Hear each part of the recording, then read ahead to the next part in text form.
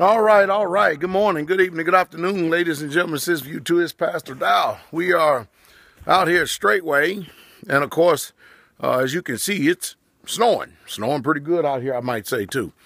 I'm going to continue on the Biblical Israelite series because I'm getting a lot of positive as well as negative feedback, and of course, either way, it's good. At least we're communicating. Some people have chosen to actually embrace the truth. And the facts that come along with the truth and go ahead and make positive changes in their life. Other people have chosen to actually stay in their dogmas, their doctrines. Of course, that's their prerogative too. I think that a lot of times is that as people in this world right here, we get excited about a lot of things, especially the excitement that comes along with religion, if I can use that word and that term and be pure. You know, religion is something else because you could believe something that is wrong, and you can be passionate about it.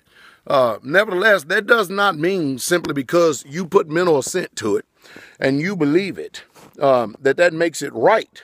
It just makes it right in your eyes. And what people do today is they become very pessimistic. They have a negative perspective and point of view of people who disagree with anything that they have personally not searched out in order to get clear.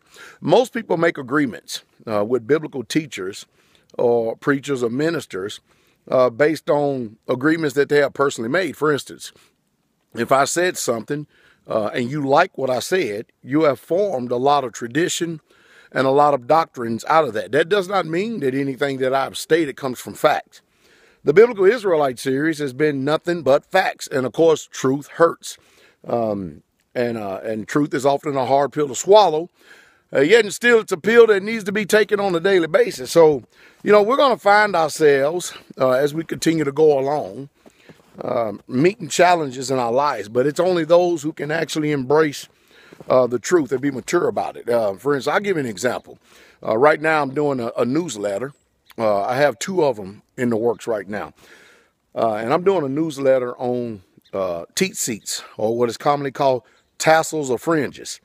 And of course, the way that the study is going, you know, because this subject is constantly brought to me all the time.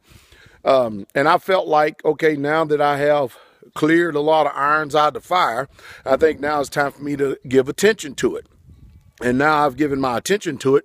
I can tell you right now that a lot of people are going to be offended at my research and findings. But nevertheless, one thing about Pastor Dow is I can guarantee you this, that it will be the truth. I expect for many people to be objectively disagreeable, but do not make your objections come from your own personal feelings, thought, or ideas. You know, Israel fell into the trap all the time. They constantly fell into the trap of every man doing that which is right in his own eyes.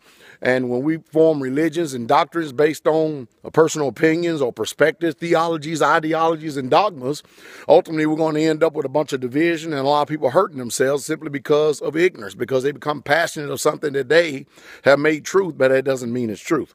And I will throw this out there for you right now.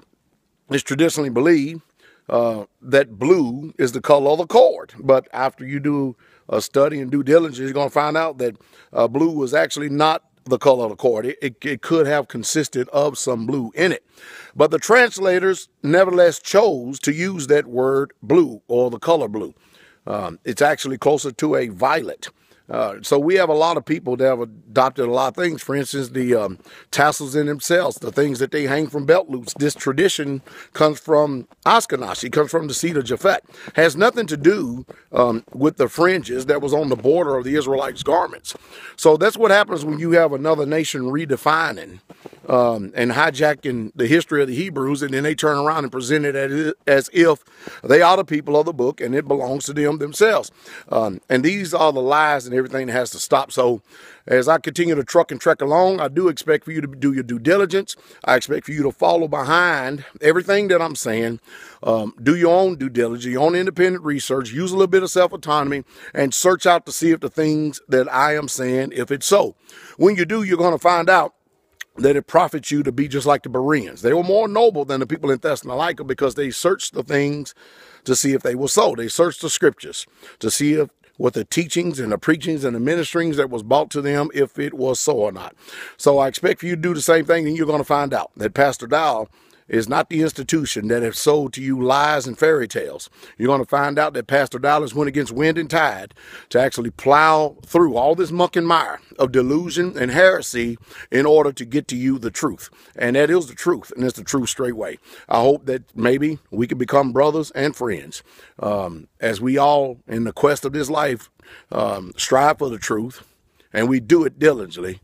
Hopefully one day I'll see you in the kingdom. Shalom. The king coming. It's cold out here.